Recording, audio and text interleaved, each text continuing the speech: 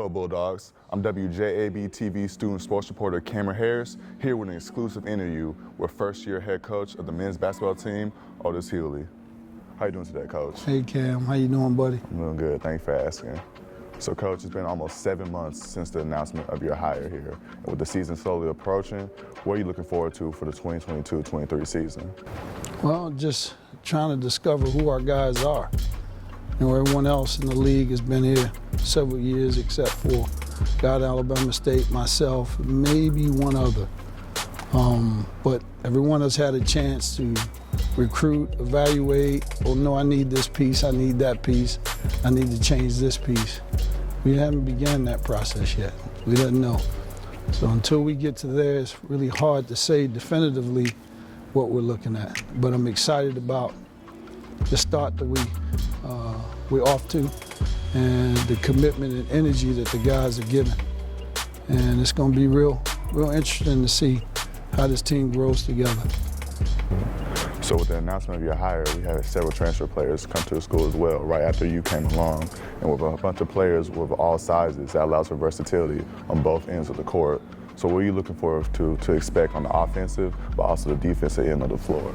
Well, historically, this team in a different era would have been, you know, pretty formidable, you know, by roster, you know, tally alone.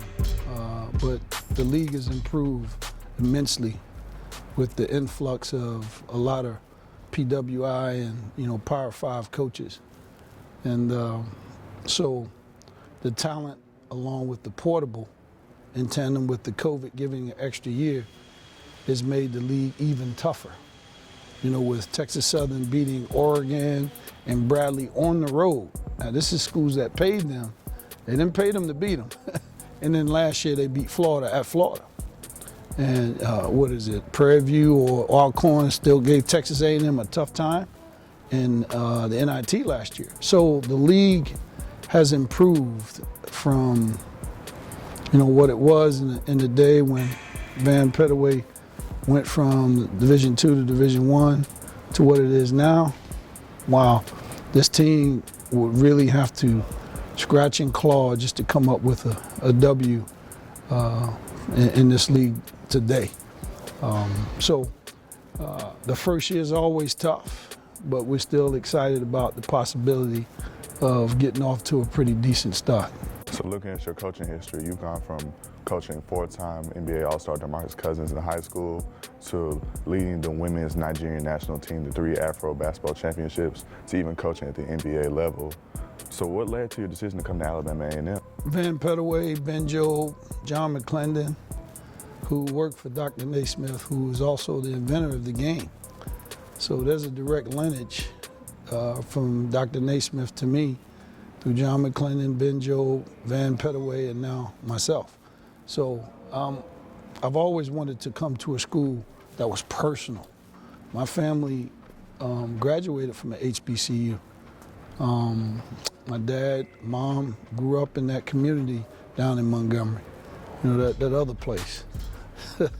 We here at A&M, it's so strategically located in the valley where you got one of the top cities in the country and arguably the world to live in for a lot of different reasons. And then there's Tennessee, there's Alabama, there's Georgia.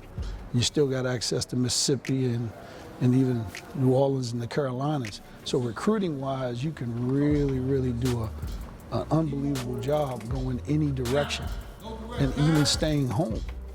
Basketball in the state of Alabama has been good, but it's richest in the northern part of the state, as is football in the southern part of the state.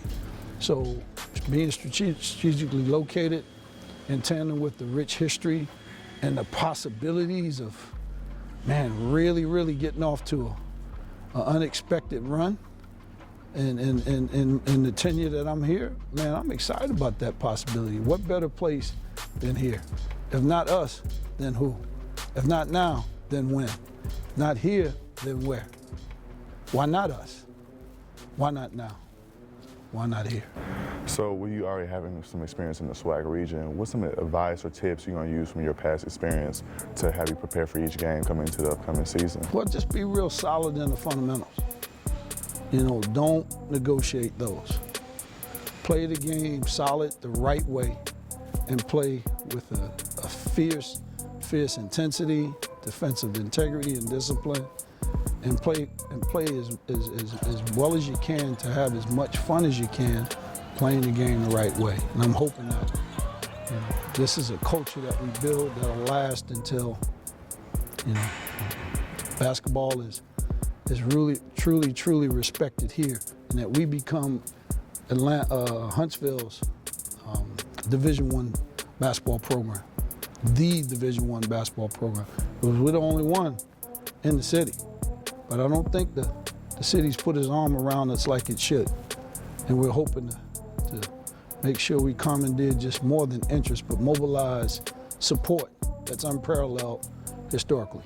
So with basketball, communication is very big on the court, but it might be even bigger off the court. So how do you communicate with your players so not only you hear the right things that they want to hear from you, but also be the right partner in that relationship that you have with them? Well, kids don't really care how much you know until they know how much you care.